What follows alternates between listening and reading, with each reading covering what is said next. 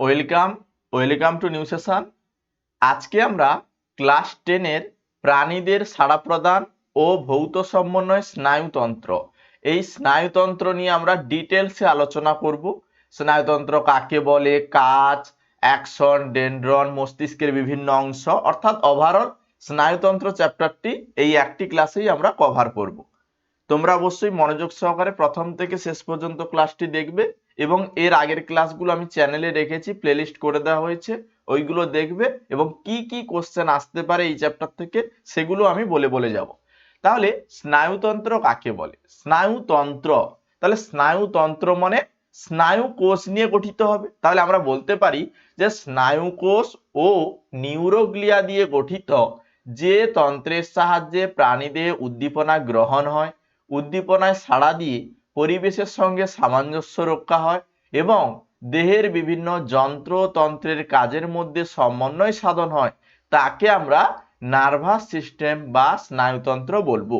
তাহলে স্নায়ুকোষ ও নিউরোগ্লিয়া দিয়ে গঠিত হতে হবে, যেটা আমাদের কি করবে, উদ্দীপনায় সাড়া দেবে এবং পরিবেশের সঙ্গে সামঞ্জস্য রক্ষা করার জন্য বিভিন্ন যন্ত্রতন্ত্রের মধ্যে সমন্বয় সাধন করবে, সেটাই হচ্ছে স্নায়ুতন্ত্র। স্নায়ুতন্ত্র কাকে বলে সংজ্ঞা কোশ্চেন দেয়। তারপরে দেখো স্নায়ুতন্ত্রের কাজ। স্নায়ুতন্ত্রের কাজ কি, যেগুলো আমি বলে এলাম, যে বিভিন্ন যন্ত্র ও তন্ত্রের মধ্যে যোগাযোগ রক্ষা করা, বাহ্যিক এবং আভ্যন্তরীণ উদ্দীপনা গ্রহণ করা, উদ্দীপনায় সাড়া দিয়ে নিজ পরিবেশের সঙ্গে সম্পর্ক ও সামঞ্জস্য রক্ষা করা, দেহস্থ বিভিন্ন পেশি সংকোচন এবং বিভিন্ন গ্রন্থির ক্ষরণে সহায়তা করা, এইগুলো হচ্ছে স্নায়ুতন্ত্রের কাজ। যদি মূল কথা তোমরা যদি স্নায়ুতন্ত্র কাকে বলে এটা যদি মনে রাখতে পারো, আমি যেভাবে বোঝালাম, তাহলে তার কাজ বৈশিষ্ট্য যাই দিক না কেন এইখান থেকেই তুমি লিখতে পারবে। বৈশিষ্ট্যের মধ্যেই কিন্তু সংজ্ঞা লুকিয়ে রয়েছে। এই লুকিয়ে থাকা এই যে সংজ্ঞাটা তোমাকে কিন্তু ডিটেলসে মনে রাখতে হবে। আশা করি বুঝতে পেরেছো। চলো এবারে আমরা এখান থেকে আরো কিছু অ্যাডভান্স লেভেল যাব এবং কি কি টাইপ, কি কি সিলেবাসে তোমাদের রয়েছে সেগুলো আমি বলে বলে যাব। এবারে আমরা এখানে আমি গ্রাহক বললাম, গ্রাহক মানে যারা উদ্দীপনা গ্রহণ করবে। কারক বলবো, এবং কারক কি, যেগুলো হচ্ছে স্নায়ু স্পন্দনকে উদ্দীপিত করবে। আর বাহক কি, যারা স্নায়ুকে মানে স্নায়ু স্পন্দনটাকে পরিবহন করবে, তাকেই আমরা বাহক বলবো। এখান থেকে উদাহরণ বা সংজ্ঞা দিয়ে কোশ্চেন দেয় যে গ্রাহক কাকে বলে। গ্রাহক কাকে বলে? প্রাণীদেহে যে সকল অঙ্গ পরিবেশ থেকে উদ্দীপনা গ্রহণ করে তাকে আমরা বলবো গ্রাহক। যেমন ত্বক, চক্ষু, কর্ণ, নাসিকা, এগুলো হচ্ছে স্নায়ুতন্ত্রের গ্রাহক।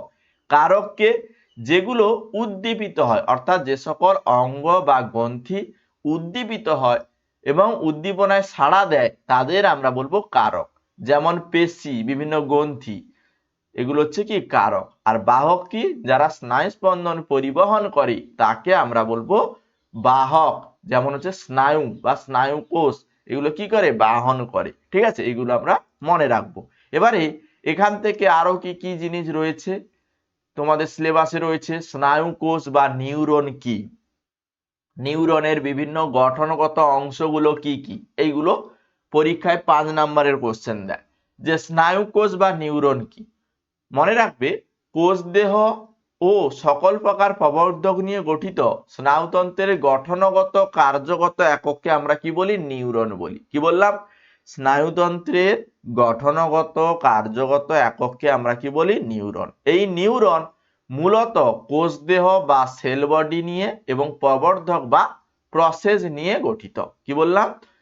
এই যে নিউরনের কথা বললাম, স্নায়ুতন্ত্রের গঠনগত কার্যগত একক, এটা মূলত কোষ দেহ বা সেল বডি নিয়ে গঠিত এবং প্রবর্ধক বা প্রসেস নিয়ে গঠিত। এবারে কোষ দেহের মধ্যে কি কি রয়েছে? কোষ দেহের মধ্যে নিউরনের কোষ দেহ, যেটাকে আমরা নিউরোসাইটন বলি, সেটা গোলাকার হতে পারে, ডিম্বাকার হতে পারে, শঙ্কাকার হতে পারে। এবারে কোষ দেহের বিভিন্ন অংশগুলো রয়েছে। কোষ দেহের বিভিন্ন অংশগুলো আমরা কি জানি, যে আমরা জানি যে কোষ দেহের বিভিন্ন অংশ হচ্ছে কোষ ঝিল্লি, তারপর হচ্ছে নিউরোপ্লাজম, তারপর হচ্ছে নিউক্লিয়াস, তারপর হচ্ছে কোষ অঙ্গাণু, নিজল দানা, নিউরোফাইব্রিল, এইগুলো। আর প্রবর্ধকের মধ্যে কি কি পড়ছে? প্রবর্ধকের মধ্যে পড়ছে অ্যাকশন, ডেনড্রন, এইগুলো। তাহলে আমরা এই প্রবর্ধকগুলো নিয়ে ডিটেলসে আলোচনা করব, কারণ অ্যাকসন এবং ডেনড্রন এই দুটো অংশ থেকে কোশ্চেন প্রত্যেক বছর দিচ্ছে। আর অবশ্যই এই যে চিত্রগুলো অবশ্যই আঁকা প্র্যাকটিস করবে। নিউরনের অংশের চিত্র বা নিউরনের চিত্রটি অঙ্কন করো। এইভাবে কিন্তু চিত্র দিয়ে অনেক সময় কোশ্চেন দেয় যে একটি নিউরনের চিত্র অঙ্কন করো। এগুলো তোমাদের এখন থেকেই প্র্যাকটিস করতে হবে, তাহলে কিন্তু তোমরা পরীক্ষার হলে পেন্সিল দিয়ে সেই জিনিসগুলো আঁকতে পারবে। অবশ্যই পেন্সিল দিয়ে আঁকতে হয়। তারপরে দেখো প্রবর্ধক, তাহলে প্রবর্ধককে আমরা দুটো ভাগে ভাগ করলাম, যেটা হচ্ছে ক্ষুদ্র প্রবর্ধক সেটাই হচ্ছে ডেনড্রন, দীর্ঘ প্রবর্ধক যাকে আমরা বলি অ্যাকসন। তাহলে প্রবর্ধক কি কি? নিউরনে দুটো প্রবর্ধক, ক্ষুদ্র প্রবর্ধক যেটা সেটাই হচ্ছে ডেনড্রন, দীর্ঘ প্রবর্ধক যেটা সেটাই হচ্ছে অ্যাকসন। তাহলে ডেনড্রন কি? ডেনড্রনের কাজ কি? কোষদেহ থেকে নির্গত ক্ষুদ্র শাখা প্রশাখা যুক্ত যে প্রবর্ধকগুলো স্নায়ুস্পন্দন পূর্ববর্তী নিউরন থেকে গ্রহণ করে কোষদেহে প্রেরণ করে তাদের আমরা বলি ডেনড্রন। কি বললাম? কোষদেহ থেকে নির্গত ক্ষুদ্র শাখা প্রশাখা যুক্ত যে প্রবর্ধকগুলো স্নায়ুস্পন্দন পূর্ববর্তী নিউরন থেকে গ্রহণ করে তাকে আমরা কোষদেহ বা প্রেরক বলে থাকি। এখানে মনে রাখবে যে ডেনড্রন কোষদেহ থেকে উদ্গত ক্ষুদ্র সংজ্ঞাবহ প্রবর্ধক। ডেনড্রন হচ্ছে কোষদেহ থেকে উদ্ভূত ক্ষুদ্র সংজ্ঞাবহ প্রবর্ধক। আবার মনে রাখবে ডেনড্রন আকারে ছোট, অসংখ্য শাখা প্রশাখা যুক্ত। ডেনড্রনের এই এক একটি শাখাকে আমরা ডেনড্রাইট বলে থাকি। অনেক সময় দেয় এক নম্বরের কোশ্চেন অনেক সময় দেয়। ডেনড্রনের নিউরোপ্লাজম, নিউরোফাইব্রিল, নিজল দানা এইগুলো রয়েছে। এই জায়গা থেকেও এমসিকিউ কোশ্চেন দেয়, ডেনড্রনের মধ্যে কি কি রয়েছে? নিউরোপ্লাজম, নিউরোফাইব্রিল, নিজল দানা এগুলো রয়েছে। এবার ডেনড্রনের কাজ, ডেনড্রন পূর্ববর্তী নিউরন বা গ্রাহক থেকে আবেগ কোষ দেহে গ্রহণ করে। কি বললাম? ডেনড্রন পূর্ববর্তী নিউরন বা গ্রাহক থেকে আবেগ কোষ দেহে গ্রহণ করে। এটা তো গেল ডেনড্রন কি, ডেনড্রনের বৈশিষ্ট্য কি, ডেনড্রনের কাজ কি। এবারে আমরা অ্যাকশন কি, অ্যাকশনের বৈশিষ্ট্য কি এবং অ্যাকশনের কাজ কি এগুলো জানবো। তাহলে অ্যাকশন যেটা হচ্ছে নিউরনের দীর্ঘ প্রবর্ধক যুক্ত কোষ দেহ। তাহলে আমরা বলতে পারি যে নিউরনের যে দীর্ঘ ও আজ্ঞাবহ প্রবর্ধক স্নায়ু স্পন্দনকে কোষ দেহ থেকে পরবর্তী নিউরনে বা কারকে বহন করে তাকে আমরা বলবো অ্যাকশন। মানে আমি বলতে চাইছি এই ওপরের অংশটাকে আমরা বলি ডেনড্রন আর নিচে এই দীর্ঘ প্রবর্ধক যুক্ত অংশটাকে আমরা বলি অ্যাকশন। বৈশিষ্ট্য, অ্যাকশনের বৈশিষ্ট্য কি? এটি নিউরনের দীর্ঘ আজ্ঞাবহ প্রবর্ধক। তারপরে এটি শাখাহীন বা স্বল্প শাখা যুক্ত। অ্যাকশন শাখাকে আমরা অক্ষ শাখা বা কোল্যাটারাল বলে থাকি। কোষ দিয়ে যে অংশ থেকে অ্যাকশনের উৎপত্তি হয় তাকে আমরা বলি অ্যাকশন হিল, এবং অ্যাকশনের সাইটোপ্লাজমে অ্যাক্সোপ্লাজম বলা হয়। অ্যাক্সোপ্লাজম মাইটোকন্ড্রিয়া ও নিউরোফাইব্রিল থাকে এবং নিজল দানা কিন্তু এখানে থাকে না। তাহলে অ্যাকশনে নিজল দানা থাকে না, এই জায়গাটা আমাদের কিন্তু অবশ্যই মনে রাখতে হবে। এবারে অ্যাকশনের কাজ কি? অ্যাকশনের কাজ যেটা সংজ্ঞায় দেওয়া রয়েছে, স্নায়ু স্পন্দনকে কোষ দেহ থেকে পরবর্তী নিউরনে বা কারকে বহন করাই হচ্ছে অ্যাকশনের কাজ। আমি তোমাদের বারবার বলেছি সংজ্ঞা মনে রাখলে সেখান থেকে কাজ বৈশিষ্ট্য এমনিতেই তোমার মনে থাকবে। এটাই হচ্ছে মূল জিনিস। ভালো নাম্বার পেতে হলে জীবন বিজ্ঞানে অবশ্যই সংজ্ঞাগুলো খুঁটিয়ে লাইন ধরে বুঝে পড়তে হবে, তবেই তোমার মানে হচ্ছে যে কোনো কোশ্চেন এলে অ্যান্সার করা তুমি কিন্তু একটা প্রবণতা পেয়ে যাবে। ওকে, এবারে আমরা এখান থেকে আরো কিছু অংশ পরপর আলোচনা করব। কি অংশ আলোচনা করব? যে এখান থেকে আমাদের যে স্নায়ু গ্রন্থিগুলো রয়েছে সেই স্নায়ু গ্রন্থি বা নার্ভ গ্যাংলিয়ন গুলো কি, স্নায়ু সন্নিধি বা সাইন্যাপসটা কি, সেগুলো আমরা জানব। প্রথমে দেখো স্নায়ু গ্রন্থি বা নার্ভ গ্যাংলিয়ন। মনে রাখবে কেন্দ্রীয় স্নায়ুতন্ত্রের বাইরে কয়েকটি স্নায়ু কোষের কোষদেহগুলো যোগকলার আবরণী পরিবেষ্টিত হয়ে ঈষৎ স্ফীত গ্রন্থি সৃষ্টি করে তাকে আমরা স্নায়ু গ্রন্থি বা নার্ভ গ্যাংলিয়ন বলে থাকি। চিত্রটা দেখো এইভাবে। তাহলে কি বললাম? কেন্দ্রীয় স্নায়ুতন্ত্রের বাইরে কয়েকটি স্নায়ু কোষের কোষদেহগুলো যোগকলার আবরণী পরিবেষ্টিত হয়ে ঈষৎ স্ফীত গ্রন্থি সৃষ্টি করে তাকে আমরা নার্ভ গ্যাংলিয়ন বা স্নায়ু গ্রন্থি বলে থাকি। কি করে এটা? এই গ্রন্থিগুলো বিশেষ রস মানে নিউরো সিক্রেটেশন ক্ষরণ করে এবং নিউরো ট্রান্সমিটার সমৃদ্ধ করে এবং স্নায়ু সৃষ্টি করাই হচ্ছে স্নায়ুগ্রন্থি বা হচ্ছে নার্ভ গ্যাংলিয়নের প্রধান কাজ। তারপর দেখো স্নায়ু সন্নিধি বা সাইন্যাপস, মনে হচ্ছে যেন দুটো হাড় একসঙ্গে যুক্ত হয়েছে, অ্যাকচুয়ালি ওটা নয়, দুটো নিউরনের সংযোগস্থল। এটাই হচ্ছে দুটো নিউরনের সংযোগস্থল। কি বললাম? দুটো নিউরনের যে সংযোগস্থলে একটি নিউরনের শেষ অপর নিউরনের শুরু, তাকে আমরা সাইন্যাপস বা স্নায়ু সন্নিধি বলে থাকি। কি বললাম? সাইন্যাপস বা স্নায়ু সন্নিধি কি? দুটো নিউরনের সংযোগস্থল, একটি নিউরনের শেষ অপর নিউরনের শুরু অংশটাকে আমরা কি বলি? সাইন্যাপস। কাজ কি? দুটো নিউরনকে সংযোগস্থল করাই হচ্ছে সাইন্যাপসিসের কাজ। এবারে আমরা স্নায়ুতন্ত্রের যে প্রকারভেদ রয়েছে সেই স্নায়ুতন্ত্রের প্রকারভেদ নিয়ে আলোচনা করব। অর্থাৎ আমাদের স্নায়ুতন্ত্র মূলত তিনটে অংশে বিভক্ত। কি কি? কেন্দ্রীয় স্নায়ুতন্ত্র, প্রান্তীয় স্নায়ুতন্ত্র এবং স্বয়ংক্রিয় স্নায়ুতন্ত্র।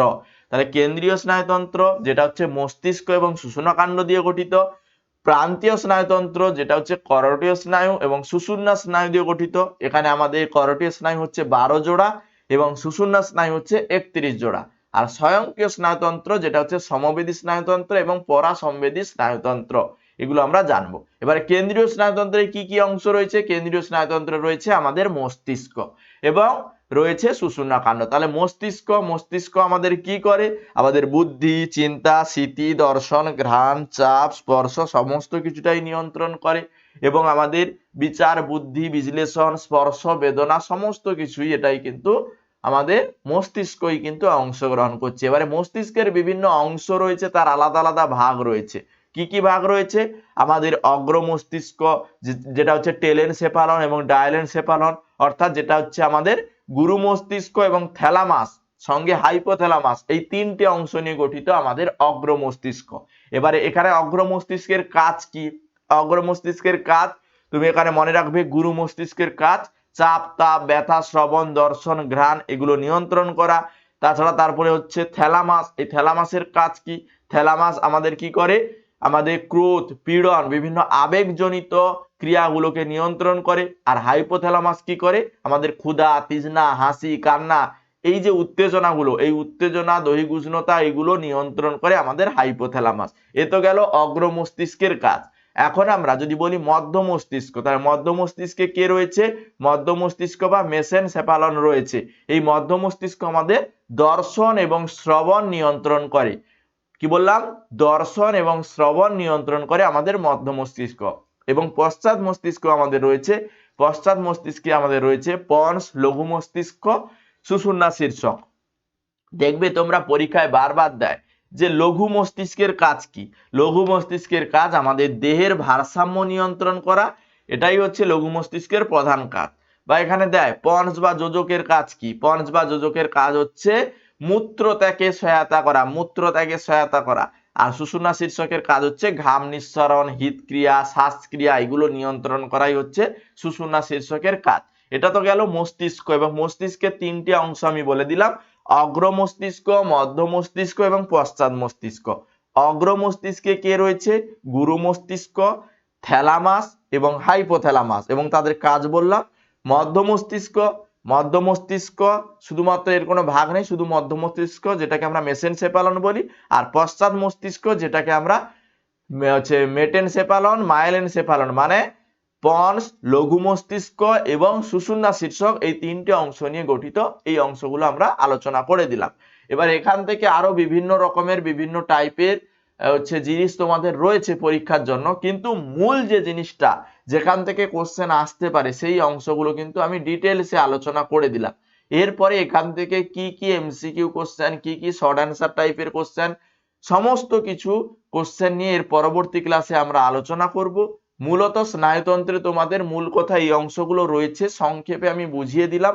মোটামুটি এই জায়গাগুলো দেখে যাবে, কোশ্চেন যেভাবেই দিক না কেন মূলত এই জায়গাগুলোর উপরে নির্ভর করেই কোশ্চেন গুলো হবে। বুঝতে পেরেছো কি টাইপের কোশ্চেন আসতে পারে? নেক্সট ক্লাসে আমি MCQ question, short answer type question, রচনাধর্মী কোশ্চেন, সমস্ত টাইপের কোশ্চেন আমি আলোচনা করব। এবং এর আগের ক্লাসগুলো আমি করেছি, সেই আগের ক্লাসে concept plus MCQ question, long question, short question সমস্ত কোশ্চেন অ্যান্সার আলোচনা করেছি।